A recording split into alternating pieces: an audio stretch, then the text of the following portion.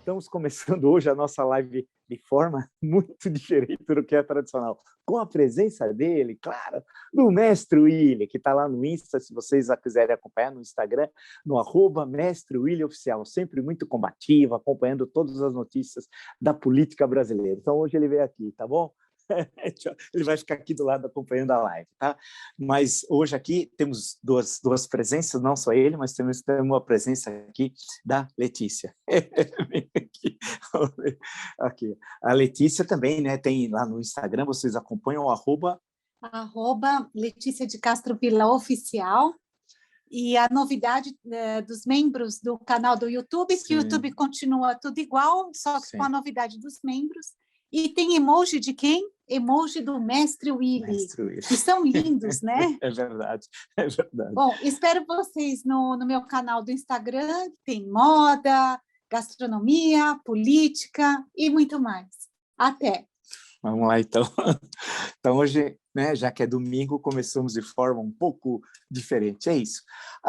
Passei, claro, só para lembrar primeiro, 623 mil inscritos no meu canal. Muito obrigado mesmo. Sempre digo, você gosta do conteúdo do canal, das lives, das entrevistas, da perspectiva que nós temos aqui, analítica, crítica propositiva, indique a uma amiga, um amigo. É muito fácil, né? No canal do YouTube é só colocar Marco Antônio Villa. Diga para ativar o sininho, que são aquelas notificações que avisam as novas postagens. Coloque like no que vocês gostarem e utilize na parte de baixo aí os comentários, como vocês muito bem fazem, propondo, discutindo, e sempre no nível de quem acompanha esse canal, né?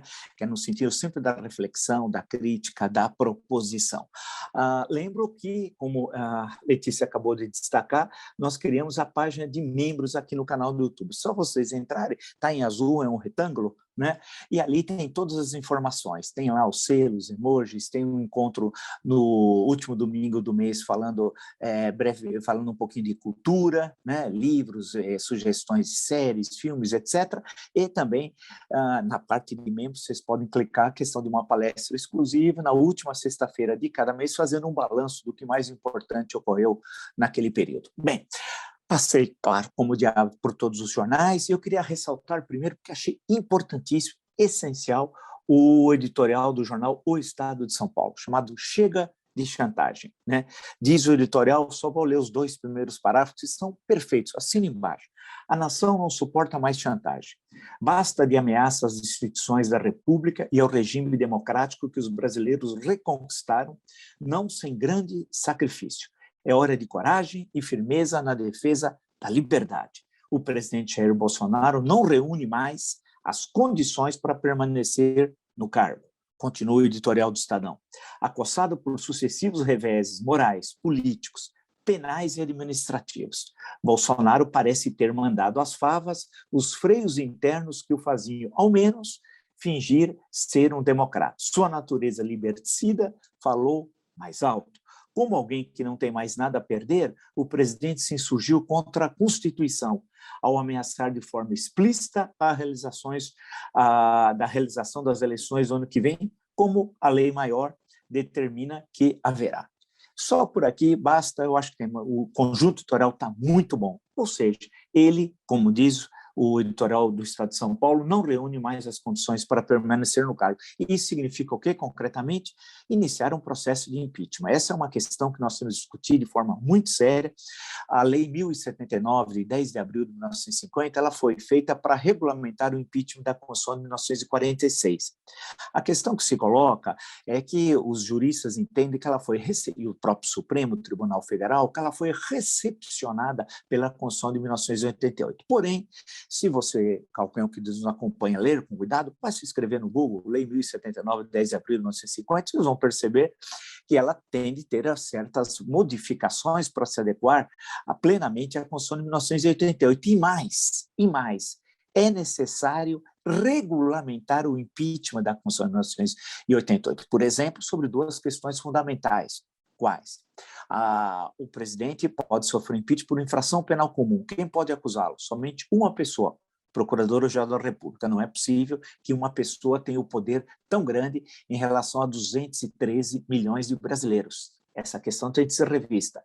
E a lei poderá servir para isso. 2, reza a Constituição também, que compete privativamente, é a cabeça do artigo, o caput do artigo 51, que compete privativamente à Câmara dos Deputados abrir o processo de impeachment. Eu entendo Câmara dos Deputados como os 513 deputados, portanto, o plenário seja o elemento soberano. Porém, o regimento da Câmara, que é inferior, evidentemente, à Constituição, diz que cabe ao presidente da Câmara dos Deputados aceitar um pedido de impeachment e designar uma uma comissão para apreciá-lo. Ou seja, a lei, se tivermos uma lei para o impeachment da Constituição de 1988, também tem que regulamentar essa questão, porque, na verdade, isso tem de ser apreciado inicialmente pelo plenário, para autorizar se abre ou não uma comissão. Não é possível que uma pessoa, no caso em tela, o presidente da Câmara, tenha um poder tão grande. Sendo assim, a questão colocada pelo jornal Estado de São Paulo, o editorial, excelente, né, é chamado Chega de Chantagem, é uma chantagem diária, que é o tema, inclusive, do nosso encontro de hoje aqui. Isso tende a acabar. Agora tende-se a abrir um processo de impeachment. Durante o decorrer do dia, de ontem, ficou claro, por exemplo, que o deputado Arthur Lira, de manhã, fala uma coisa e de tarde começa a falar outra. Ou seja, os ventos estão começando a mudar, né, claramente. Por quê? Porque eu estava passando também, numa das notícias aqui, a questão de que há uma ingovernabilidade, ou seja, o governo não governa mais. E quando um governo não governa, não pode continuar, né, no exercício da presidência da República. Mas sempre tem uma poliana da vida, dizendo o seguinte para o jornalista: isso teria sido um ministro do Supremo Tribunal Federal. É melhor esperar o processo eleitoral daqui 1 ano e 2 meses. Há uma absoluta contradição, né? Se há ingovernabilidade, como que você vai esperar que esse governo se mantenha por mais 1 ano e 2 meses? Como é que estará o país no momento das eleições de outubro? Isso é uma questão óbvia. Essa questão vai ser resolvida nesse semestre. É fundamental resolvê-la nesse semestre, sob o risco de o país viver uma guerra civil o ano que vem, um agravamento das contradições, problemas econômicos, sociais e a questão da pandemia, uma corrupção em larga escala. E também antes que o Bolsonaro destrua o Estado Democrático de Direito. E essa é uma questão interessante. Estava lendo aqui na revista Isto É, uma matéria que saiu dessa semana, né? Muito interessante, e aí eu fiquei pensando, está dizendo assim, triangulação ilegal, de acordo com a revista Isto É. O empresário bolsonarista Otávio Facuri é investigado pelo STF por fazer uma triangulação muito suspeita. Segundo a revista, aluguel de terreno para a Petrobras pagou propaganda ilegal de Bolsonaro. Li a matéria assinada por Germano Oliveira e fiquei muito, muito, muito preocupado, né? Ou seja, esse cidadão teria, e aí eu vou citar o Alexandre de Moraes, que no meio da matéria, o ministro Alexandre de Moraes, da Suprema Corte, diz o seguinte, abre aspas, os negócios de Facuri configuravam um suposto conluio da ilícita parceria público-privada de financiamento da organização criminosa entre o empresário e órgãos públicos. Isso é muito grave. É o ministro Alexandre de Moraes falando isso. Isso é muito grave. Leiam essa matéria da Isto É, está no site da istoé.com.br, tem documentos. Eu fiquei realmente muito, muito preocupado. E qual é a questão que se coloca? É que os adversários da Constituição, os adversários do Estado Democrático de Direito, utilizam da Constituição para tentar calar a boca daqueles, como eu e outros, defendemos de forma intransigente o Estado Democrático de Direito. É aquilo que eu disse. Quer dizer, desqualificam o Supremo Tribunal Federal, desqualificam as instituições, mas as utilizam para tentar coagir, impedir da fala, ameaçar, né? E aí lembra aquilo que eu já disse tantas e tantas vezes, né? É o mesmo método que os nazistas usaram na Alemanha com a Constituição de Weimar de 1919, ou seja, né, utilizaram-se de todos os instrumentos democráticos concedidos pela Constituição, que foi um grande avanço na história, começou em 1919 da Alemanha, republicana, porque foi proclamada a República, né, para destruir a República Democrática, quando, em janeiro de 1933, toma o poder Adolf Hitler, e aí destrói tudo aquilo, impõe o totalitarismo nazista. Aqui no Brasil, com as características de Pindorama, macunaímica, também muitos, né, usam das garantias constitucionais para destruir a democracia. Não conseguirão, porque, como eu disse, Jair Bolsonaro constitucionalmente não permanecerá na presidência. E eu tinha dito aqui, há tanto, desde o ano passado, na verdade, desde 2019, que ele não concluiria o mandato, porque os instrumentos constitucionais legais, o ordenamento legal,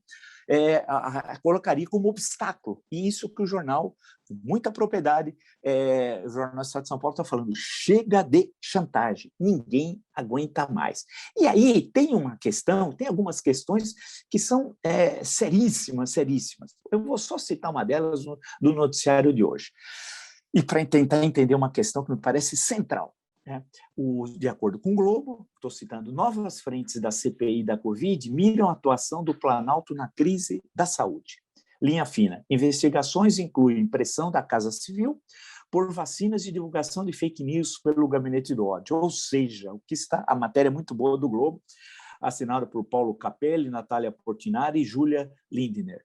A questão colocada é que a CPI está se aproximando justamente do foco central disso tudo, qual é o Palácio do Planalto, e a pandilha de generais que lá estão corruptos, a banda podre, o lado podre das Forças Armadas. E essa é uma questão central, né? Porque nós não temos que ser chantageados por ameaças de golpe, quarteladas, em 2021, no Brasil, com a Constituição de 88, que é isso? Que é isso? Quartelada? Né? Você acha que nós vamos ficar impressionados com aquele brigadeiro de festa infantil rançoso, podre, estragado? Sabe quando você pega um brigadeiro, aquela coisa rançosa, você joga... Aquele brigadeirinho que quer ser um Bournier, quer ser o brigadeiro Bournier do século XXI. Isso, que queria explodir o Rio de Janeiro, grande pessoa, viu, o brigadeiro Bournier, ele quer ser agora destruir a Constituição de 88, esse brigadeirinho, ou criar, lembrando agosto de 1954, a República do Galeão, né? Quando a Aeronáutica quis fazer ela o inquérito do incidente que levou, na madrugada de 5 de agosto, na Rua Toneleiro, a morte do Major Rubem Vaz, que era uma espécie de segurança informal de Carlos Lacerda, né? E a Aeronáutica queria ela fazer o inquérito, que acabou não dando em nada, vale lembrar, e foi chamado aquilo de República do Galeão, passando por cima da justiça, de toda a estrutura de Estado Democrático. Só que agora as condições são outras. Nós não estamos em 1954, né? Não estamos na Guerra Fria, que é a notícia, o Brasil é longe, é o extremo ocidente, eu sempre digo. Acho que não chegou a notícia para o brigadeirinho de festa infantil, que ficou nos ameaçando, porque ele é sustentado pelo seu dinheiro, pelo meu dinheiro, pelo nosso dinheiro, durante décadas, toda a formação dele, né? E ele quer ameaçar e é tão ridículo o brigadeirinho de festa infantil, que não é só ele, mas é o lado podre das Forças Armadas, sim, que é uma minoria, mas existe, como em toda a profissão, tem o lado podre de historiadores, o lado podre de jornalistas, de advogados, de médicos, tem em todo lugar. Também tem nas Forças Armadas, né? E esse cidadão dizendo que cabe a ele determinar se vai ter ou não democracia no Brasil. Ele nem sabe ler, o pobre coitado, né? Mais perigoso instituições, né? A questão que a interpretação do que pode e não pode ser feito aqui, que está na Constituição, quem fala por último é o Supremo Tribunal Federal, que é o guardião da Constituição. As Forças Armadas são parte do Estado. Não é ela que determina se vai ter eleição ou não, democracia ou não, né? Falando nisso, pegando esse gancho, ontem o Mandrião, o genocida, esteve lá em Porto Alegre, né? Da forma, ele é um marginal, né? Como um marginal, ele age como um marginal. Atacou o governador do Rio Grande do Sul e atacou o ministro Barroso de uma forma covarde, porque Bolsonaro é covarde, é um homem mau, covarde, né? Falando em pedofilia, alguns vão dizer assim, não, ele está atacando o Tribunal Superior Eleitoral, atacando as eleições do ano que vem, a questão da urna eletrônica, falando no meio de pedofilia, para desviar a atenção, é melhor nem tocar nesse assunto. Não, esse foi o erro. Esse foi o erro durante 30 anos, quando esse homem, esse marginal, atacava a Constituição, defendia a guerra civil, defendia torturadores, todo mundo falava, deixa, não vamos entrar, ele está querendo desviar de outras questões. Não, deixamos 30 anos ele fazer isso, 30 anos esse homem, que era para estar na cadeia, ele nunca seria mais parlamentar, porque teria certamente sido cassado, estaria na cadeia, e a vida seguiria. Né? Mas não, deixamos isso de lado. Então, qualquer declaração que ele fala tem de ser respondida, porque agora, por absurdo que seja, ele é presidente da República. Sendo assim, tem de ser, tem de haver ser contradito, me lembra uma expressão que não tem nem a ver em espanhol, que era comum nas solicitações de terra durante a Revolução Mexicana, e venimos a contradizer, né? Tem, inclusive, um livro muito bom sobre isso, do Arturo Varma, mas isso entrou uma outra coisa. Mas, para não perder o fio da meada, é isso. Olha, ele nunca na história, da história, um presidente da República atacou dessa forma vil, cruel, canalha, né? De um marginal, chamando um ministro do Supremo falando de pedofilia, mas aonde? Esse homem é louco, não mais do que louco. Ele está querendo, porque ele sabe que, primeiro, ele não chega ao processo eleitoral, porque estão puxando os fios da criminalidade, que terminam no gabinete presidencial. Então, ele sabe que ele é o maior corrupto da história do Brasil, porque ele matou, além disso, entre aspas, matou mais dos 530 mil mortos, estima-se que 400 mil, aproximadamente, poderiam ter sido salvos se as providências lá atrás tivessem sido tomadas, que ele não fez. Então, a grande questão, ele está desesperado. E é um homem covarde, nunca poderia ser um militar, né? Imagina esse homem comandando tropa numa guerra, o que seria. Então, eu acho que eu não queria deixar passar, esse homem tem de calar a boca. Ele não pode ficar fazer acusações ao Supremo Tribunal Federal ou a ministro dessa forma. Isso é intolerável. E tem de ser respondidas essas acusações, que nem são acusações, na verdade, são alevosias, né, pela instituição, pelo Supremo Tribunal Federal. Isso é inacreditável, inacreditável. E é o desespero, porque o presidente do Senado já deixou claro que não embarque em ações golpistas. Já o Arthur Lira, né, já ontem à tarde, já começou a mudar. Os ventos estão soprando para outro lado. Bem, a pesquisa também em Folha de São Paulo, muito importante, né? A maioria apoia o impeachment. É o processo, quer dizer, você tem um governo que tem a desaprovação da maioria dos pesquisados, e dos pesquisados a maioria também apoia o impeachment. Então, vocês estão percebendo como o cenário vai mudando e muito rapidamente, como eu estava certo. Não aquelas análises que diziam que já estavam dizendo que o Bolsonaro estava no segundo turno da eleição do ano que vem, e eu dizendo, olha, devagar, a coisa é mais complexa, a política não funciona dessa forma, as questões vão ser resolvidas agora, em 2021. Há um ponto importante numa das matérias aqui, que é inacreditável, isso saiu no Globo também, que o Cristiano, dessa empresa da VAT, tão citado pelo Dominguete, o cabo que tinha milhões e milhões de doses, tal, mas não tinha, né? Mas não tinha dinheiro para pôr gasolina, segundo as mensagens do WhatsApp, no seu próprio carro. Bem, esse Cristiano da Davat é inacreditável, o tal de Cristiano, que estava negociando 400 milhões de doses. Sabe o que da AstraZeneca, que não tinha mandato para tal, vale destacar, ele passou a mão, ele recebeu auxílio emergencial. Isso, ele entrou para receber os R$ 600, ele recebeu um total de R$ 4.200 do Ministério da Cidadania. Olha a que ponto chega essa turma. Esse do tal do Cristiano que foi tão falado. Falei, não, vamos aproveitar aqui, não vamos perder essa oportunidade. Ou seja, a situação que está se desenhando nesse cenário, qual é? E aí o país vai ter um problema para resolver tudo isso, um passivo dessa crise representada pelo Bolsonaro na presidência da República. Há uma análise que eu fiz, e que vale a pena recuperá-la, que é de 1889, do 15 de novembro, da Proclamação da República, um golpe militar.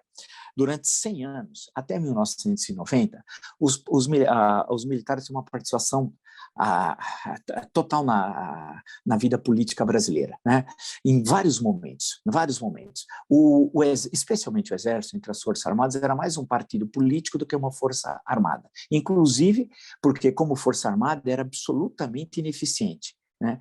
Basta ver a atuação da FEB, as dificuldades da FEB, da Força Expedicionária Brasileira, em 1944, quando vai ao teatro de guerra lá da Itália, né? Todas as dificuldades, a péssima formação dos oficiais, péssima, e os soldados o que sofreram com tudo aquilo. E quando você estuda os documentos militares dos anos 30, por exemplo, você vê que o Exército não tinha equipamentos adequados, treinamento, nada. Vivia de ser uma repartição pública e de participação política em golpes de Estado sucessivos e de intervenções. Exemplo, você vai falar, podemos relembrar. Bem, temos o golpe militar de 1889. No governo Floriano, é marcado pela Revolução Federalista e pela Revolta Armada. O Rio de Janeiro foi bombardeado. né? Ninguém lembra, mas o Rio de Janeiro foi bombardeado pela Marinha e tal, rebelada. A Armada era, como era chamada, a Marinha até então, né? Depois você tem, quando as tropas de Canudos retornam, em novembro, 5 de novembro de 1897, a tentativa, uma conspiração militar para assassinar o primeiro presidente civil, o presidente Prudente de Moraes, que é salvo pelo ministro da Guerra, Marechal Bittencourt, que se coloca entre o assassino Marcelino Bispo e o Prudente de Moraes, e ele acaba falecendo. Mas está todo presente aquela questão da conspiração, do golpe e tal. Quer dizer, o Império nos salvou, nesse sentido, do militarismo, do golpismo, que aparece de forma, né, evidente durante toda a história republicana. Aí vem o começo do século XX. Né? Você tem no governo Rodrigues Alves, né, a revolta da vacina é uma tentativa também de golpe militar. Adentramos os anos 20, você tem a primeira rebelião tenentista, 5 de julho de 22, Forte Copacabana, os 8 do Forte. Segunda a rebelião aqui em São Paulo, um pouco mais de 3 semanas, a cidade foi tomada e bombardeada, foi uma tragédia que ocorreu aqui em São Paulo. Depois Coluna Prestes, aí vem 30, Revolução de 30, depois 32, 35, a rebelião comunista com base, no caso do Rio de Janeiro, o terceiro RI, né?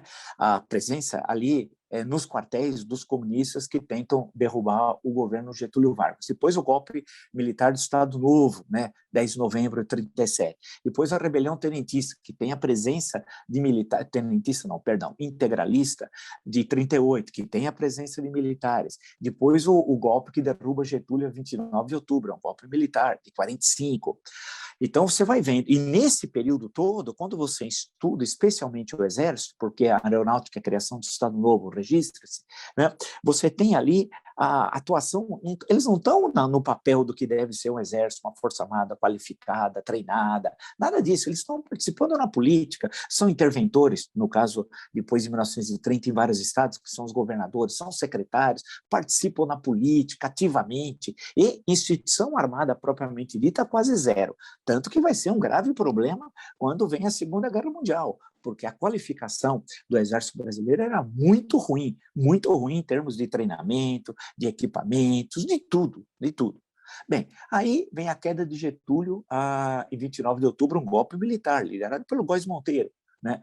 Aí temos a eleição de 2 de dezembro de 45, que são fundamentalmente é um negócio entre militares, Gaspar Dutra e Eduardo Gomes. Né? É uma questão de são 2 militares, um general, o outro um brigadeiro. Né? Na eleição de 50, outra vez a presença militar. Você tem lá o Getúlio Vargas lá como candidato, mas tem o Eduardo Gomes, outra vez, derrotado. Em 55, tem mais um militar concorrendo, né? E para bater de frente com o JK, Juarez Távora, antigo tenentista. Em 1960, mais um militar que participa mesmo da eleição, o Marechal Lott, que perde para Jânio Quadros. Aí vem, no governo JK, é bom lembrar que antes dele assumir, no ano anterior, novembro de 55, poxa vida, tem 2 golpes militares no mesmo mês. E depois, no governo JK, tem 2 tentativas de derrubada. Jacareacanga e Aragarce, militares. Depois vem a crise de 61, no governo, quando Jânio Quadros, de forma inópita, 25 de agosto, renuncia à presidência. Né? E aí temos quase que uma guerra civil, né, no Brasil, também a presença de militares. Aí vem a negociação do parlamentarismo. Depois temos a crise de 64, aí nem precisa explicar. E aí, durante 21 anos, a ditadura militar. E os militares presentes em inúmeros cargos civis, nem se fala, dezenas. Aí vem o governo Sarney, que é um governo muito frágil, porque a transição seria feita por Tancredo, que acaba falecendo. Vem o governo Sarney, e idem bidem, né? Quem manda no governo é o general Leônidas, ele que decidiu, inclusive, a posse, que seria o Sarney, não Ulisses a posse, que havia uma divergência constitucional. Quem interpretou? A espada. A espada interpretou. É o general Leônidas. Então, quando a coisa realmente volta a ser um poder civil, sem essa ameaça de quartelada, que marca a história da América Latina desde o processo independentista do século XIX, aí vem o governo Collor. Aí vai nomear, inclusive, o Carlos Tinoco, lá, que é o ministro do Exército. Tal. Aí, durante esse período, governo Collor, Itamar, primeiro governo Fernando Henrique, segundo governo Fernando Henrique, primeiro governo Lula, segundo governo Lula, primeiro governo Dilma. Aí, quando começa o segundo governo Dilma, em 2015, Portanto, de 1990 a 2015, aí 25 anos, um quarto de século, aí voltam os militares a querer participar da política, aproveitando-se do movimento de impeachment. Quantos oportunistas não tiveram no movimento de impeachment? Oportunistas. Bolsonaro é um deles, né? Bolsonaro é um oportunista, ele surfou nessa onda. Esse pessoal de extrema-direita nazifascista, deputados estaduais, federais, senadores, alguns que foram eleitos são nazifascistas, né? Aproveitaram-se do movimento de impeachment, que era um movimento fundamentalmente democrático republicano, no sentido de respeito à coisa pública, da república. Mas esses oportunistas entraram. Eu me lembro muito bem, na Paulista foram fundamentalmente 6 manifestações grandes, 4 no ano, 2015, 2 em 2016. Esses extremistas, ninguém dava atenção.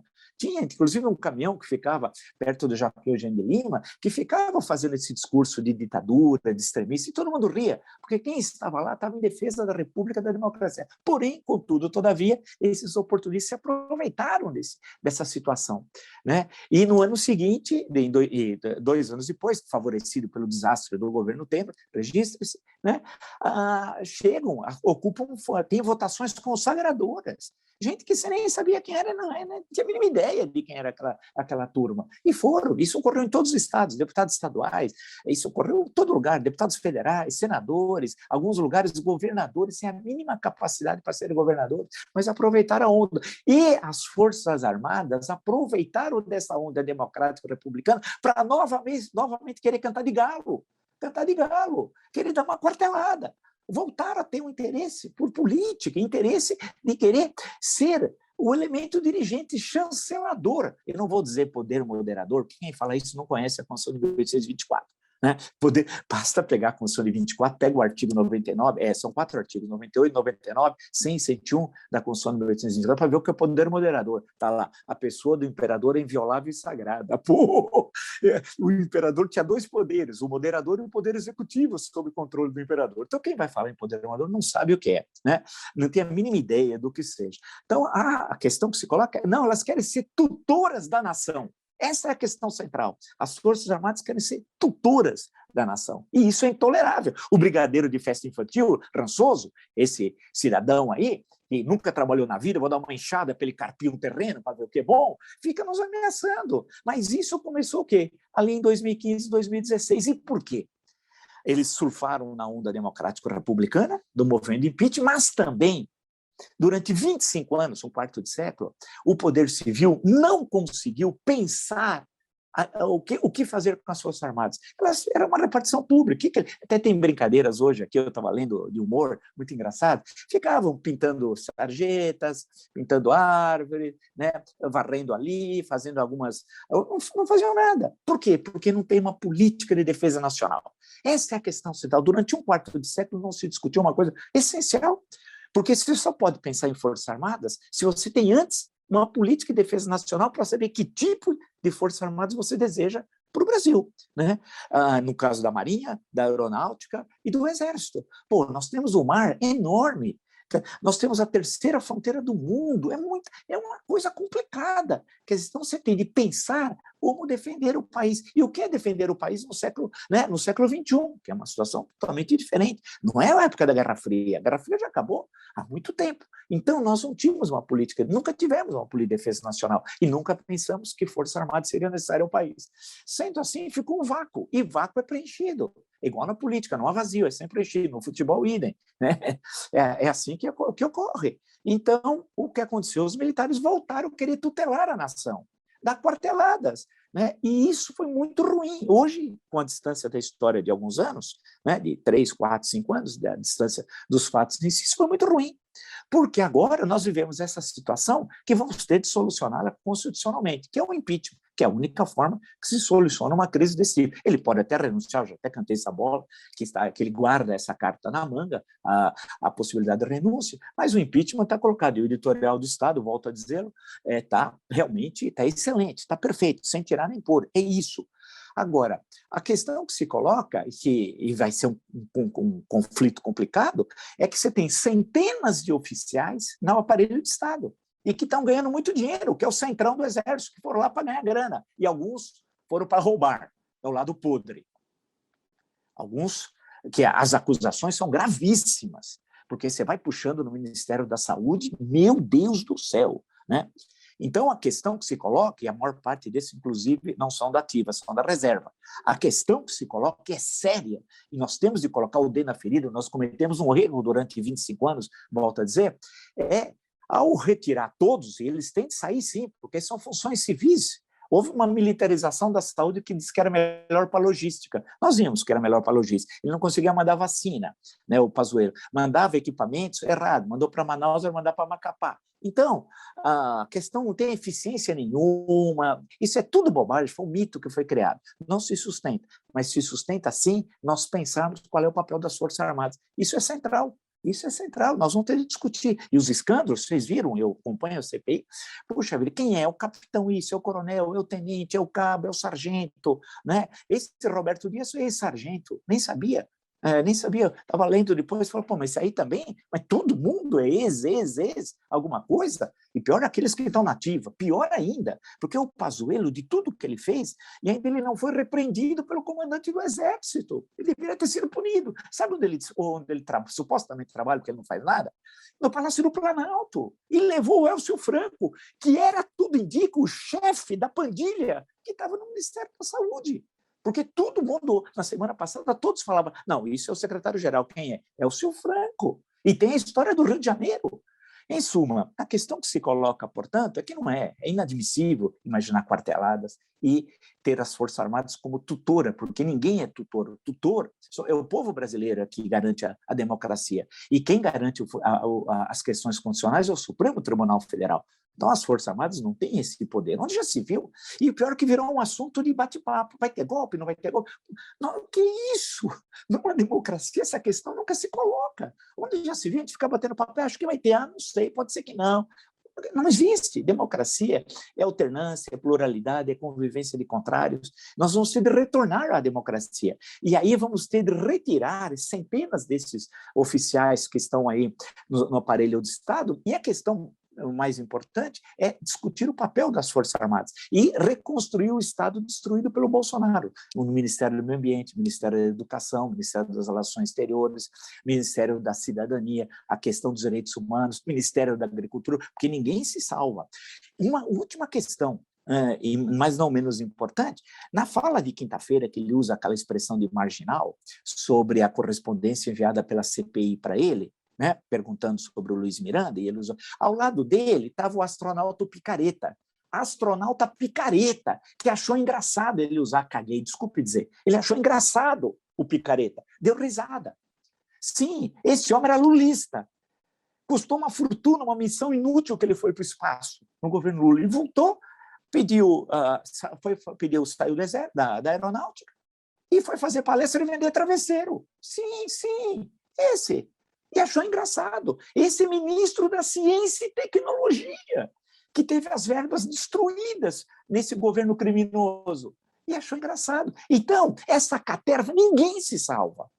Ninguém se salva. Não vai falar que a Tereza Boi Bombeiro Cristina se salva. Cara, sabe coisa alguma. Tarcísio, que inaugura a ponte de madeira de 20 metros. E vai inaugurar lá no fim do mundo, na Amazônia, uma ponte de madeira de 20 metros. É um governo ridículo. Né? Então, a questão que se coloca é que não dá para aceitar quartelada, ameaça das Forças Armadas, chega de chantagem, ninguém tem medo. Essa que é a grande questão. Ninguém tem medo. Esse brigadeirinho é ridículo. Ninguém tem medo. A questão que se coloca agora é pressionar os parlamentares da Câmara dos Deputados democraticamente, pressionar o presidente da Câmara dos Deputados e iniciar o mais rapidamente possível, criar a comissão e iniciar um processo de impeachment. É essa a questão que está colocada, porque, caso contrário, esse país vai pegar fogo, é esse o sonho do criminoso Bolsonaro e da sua quadrilha, e do lado podre das Forças Armadas, o lado golpista, que é uma minoria, mas tem de ser lembrado, tem os golpistas lá dentro, sim, e tem gente do lado podre, sim. O que o senador Omar Aziz disse e fez questão de separar a instituição das pessoas, foi perfeito, eu assino embaixo. É isso. Né? Se você gostou desse de tantas outras lives no meu canal, está entre os 623 mil inscritos, sempre precisa olhar, porque vai aumentando durante a semana. Muito obrigado mesmo. Indica o seguinte, no YouTube, no canal do YouTube, é só colocar lá, Marco Antônio Villa, indica um amigo, né? Blog do Villa, Marco Antônio Villa, dica para ativar as notificações, colocar like no que vocês gostaram, e usar como vocês muito bem fazem, aqui a parte de baixo, né, dos comentários, né? E ela é fácil, é só colocar canal do YouTube, Marco Antônio Villa, logo aparece, né? Lembro também que nós criamos a página de membros, né? Então, e aqui vocês, olha, tem um retângulo em azul, é só vocês clicarem, lá tem todas as informações dos membros, ou seja, a questão de selos, emojis, o encontro sobre cultura no último domingo do mês, na última sexta-feira do mês, o balanço da política do mês, etc. E tem todas as informações. Entrem lá, que é muito legal. Aí você vai perguntar, quer dizer que vai mudar as lives? Não, as entrevistas... continuar tudo a mesma coisa, nós temos esses nossos encontros diários, né? Continuaremos tendo esses encontros diários, continuaremos com as nossas entrevistas, como nós estamos continuando, vocês estão vendo, isso daqui é algo a mais, é um algo mais, parece uma antiga propaganda da Shell em 1970, né? É um algo mais, basta clicar no Seja Membro, vocês encontram todas as informações. Lembro que no Twitter é Vila Marco Villa, no Instagram, @Marco Antônio Villa Oficial, e lembro os dois participantes do início da nossa conversa de hoje, né? O arroba, no Instagram, no caso, @Mestre William Oficial, né? E da Letícia, @Letícia de Castro Villa Oficial. Lá vocês encontram, portanto, lá tanto do Willi como da Letícia, e também tem o meu @Marco Antônio Villa Oficial, todo lá o dia a dia, as informações, tudo aquilo que o Instagram, que é tão bacana, apresenta, tá bom? Nos encontramos então amanhã. Valeu, até mais.